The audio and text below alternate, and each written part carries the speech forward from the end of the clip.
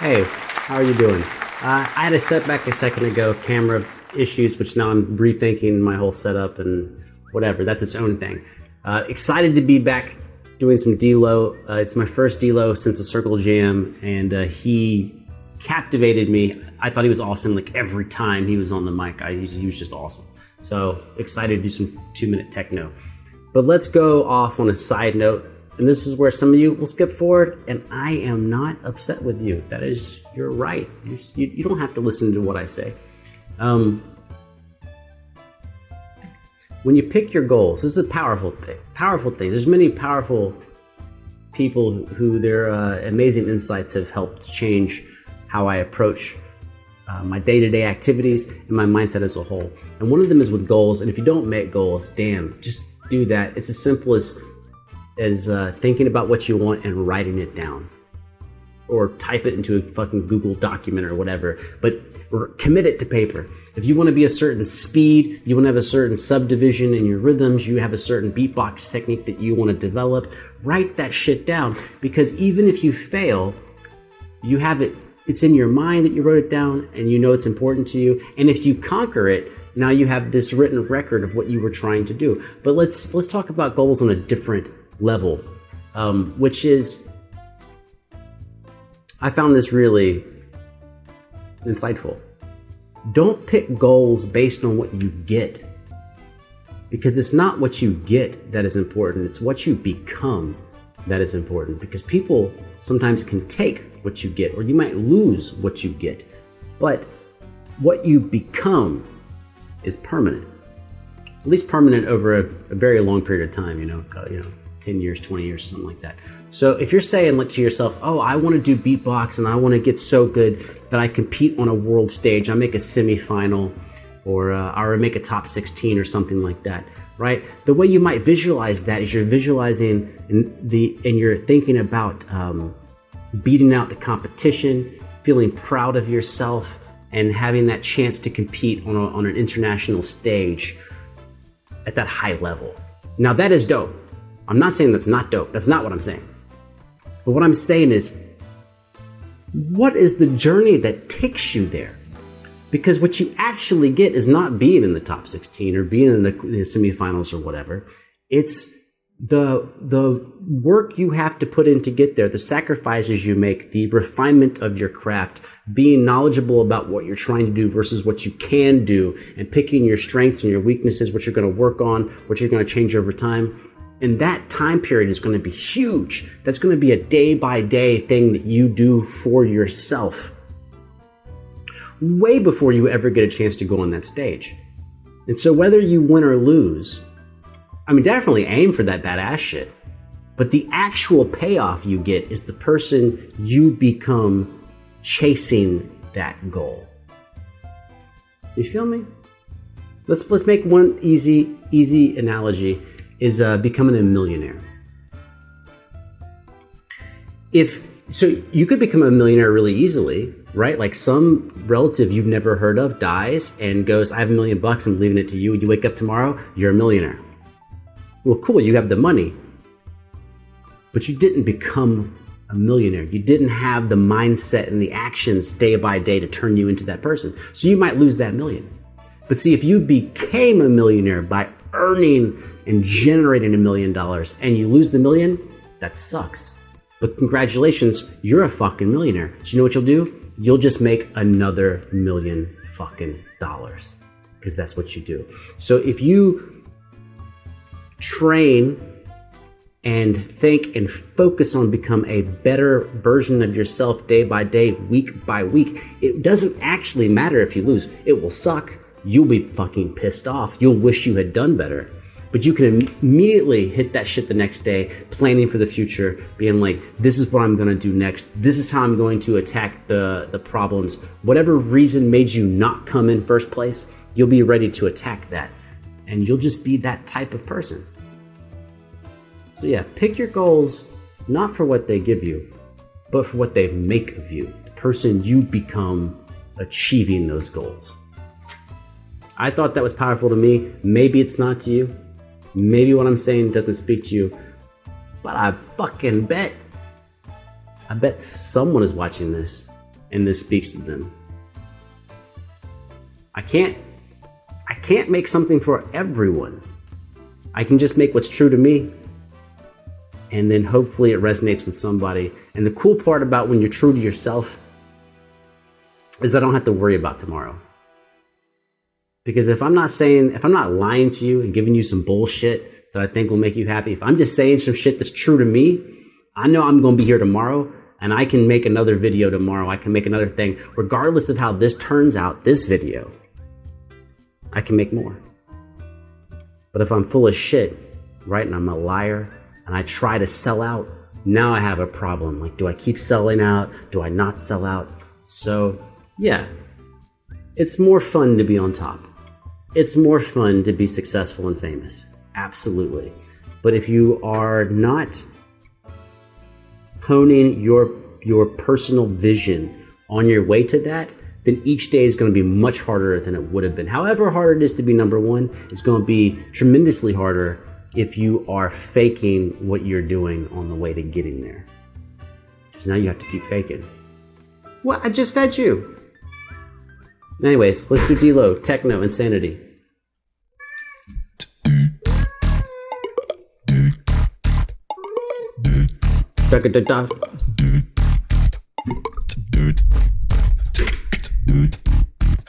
I also need to figure out how they're miking this because my mic always sounds like shit.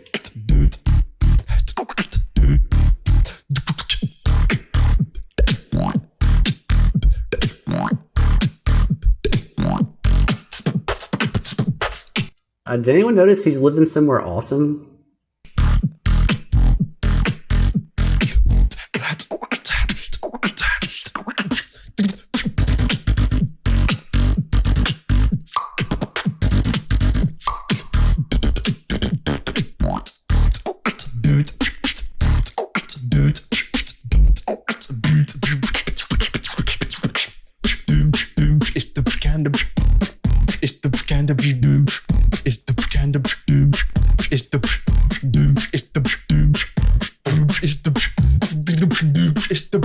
It's the kind of beat to make you slam your feet.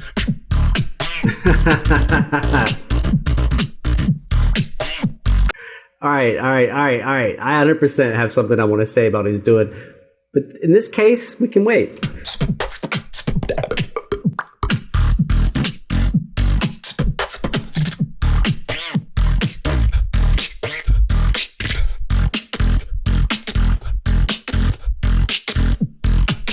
Hang that mirror up. Dog, hang that mirror up.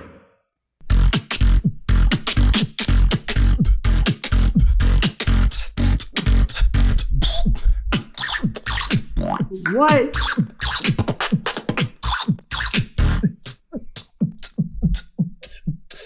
He's already off. He didn't even go back to it again. That's funny.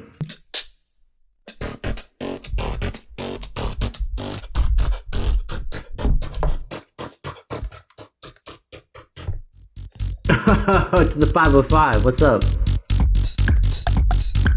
Which, all right, this is funny. I had a 505 and I sold it before I ever found like any of this beatbox shit. Now I want to buy one again, but it's like, I think when I found used was like $450 bucks.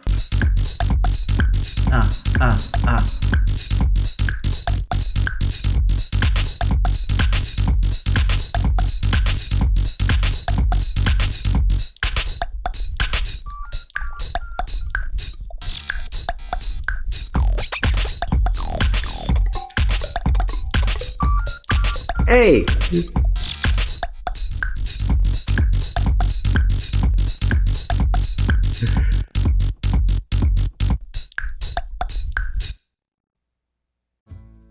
Okay, did not disappoint.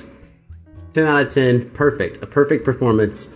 Not just a perfect performance, but also perfect how he actually used his living space and was moving through with the camera angles, you know, he could have done all that in one room. It would have just been less entertaining visually. So again, his attention to detail as not just a technician and composer, but to also know that you're listening with your eyes. I know there's something I've talked about this in other videos, but maybe not on Beatbox, is when I've done many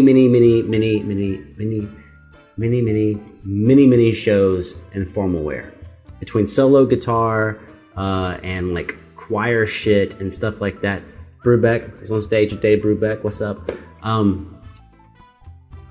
It's like, why are we wearing tuxes? Because I'm one of those people that, like, if you can't make something make sense to me, I kind of like buck at it. So in school, I was like, why are we wearing tuxedos to everything? And then someone explained, well, all of us in this room are musicians, and we are working day by day on our craft to get it better. And we're listening primarily at what's going on, and we're judging and refining by that. And he goes, but your audience is not that. You will have a certain percentage of diehard musicians in your audience, but not a huge percentage. It could be, as far as like diehard trained, they work on it all the time. That's a small percentage, 10%, 5%. The majority of people are music lovers, right? They're there for a performance, and they listen, first and foremost, they listen with their eyes. So when you come in with a certain look and with a certain stage presence, which in the case of the classical world would be tuxedos and this big ass hall, a couple thousand people, they already are primed to expect something great.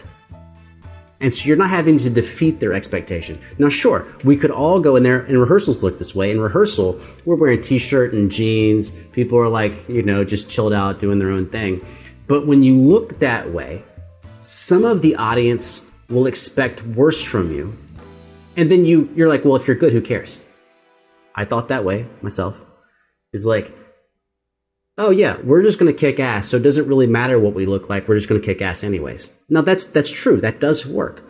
But think about what's actually happening to the audience. The audience is going, ooh, these people, they might not even like put it into words, but emotionally they're going like, oh, these people aren't serious. They're not professional. This is not going to be that good. And then you deliver good stuff and they're like, oh my God, I was wrong. But why set up an expectation for disappointment? So you come out and you look a certain part, and then people already expect great things, and then you just deliver on that expectation. Now, that was not actually what I was going to say about D-Lo. What I was going to say is, you've heard me, if you've been watching these beatbox videos, I have probably one of the most common things that comes up is spacing. And what D-Lo just informed me on that I wasn't thinking about, which is spacing comes in different varieties. Now, normally when I'm talking to you about spacing, I'm talking about the repetition of notes, like drum stuff, like, quintuplets, right? People are just going to try to go faster and faster and faster. But in this video, D-Lo didn't really take many pauses, but he had a lot of spacing. So wait a minute, hold on. How is he consistently making notes, making sounds, but he still has spacing? And so the easiest example for me is to say, let's take symphonic music, an orchestra, right? Playing whatever they play, symphonies, concertos, whatever you like. Okay, we've got a shitload of instruments, depending on which time period of music you're looking at, because over time the orchestra grows because they've invented more instruments and more people and all that. So they didn't invent more people, but you know what I'm saying, they might have 16 people in a violin section, where maybe 400 years ago they had 3 people in a violin section. So in a symphonic environment, there aren't giant pauses. You might have 100 musicians on stage, and they're all constantly making music. So where does spacing come in? The spacing comes in between both the timbre and the register of the instruments. So timbre is really simple. Timbre is, think of the same note on a cello versus the same note on a trombone. The same pitch. Sounds very different. That difference in sound, timbre. Okay. Now we also have register. So a trombone versus, say, a piccolo. Piccolo, much higher register. So how symphonic composers deal with spacing, it's more like vertical spacing, where if you wrote all the music down on a sheet of music or an orchestral score, you get spacing between the timbre of instruments and the note register of the instruments. So if you come in with some heavy brass, euphoniums, trombone, trumpet, and then it cuts to an upper string section, violin, viola, cello, spacing.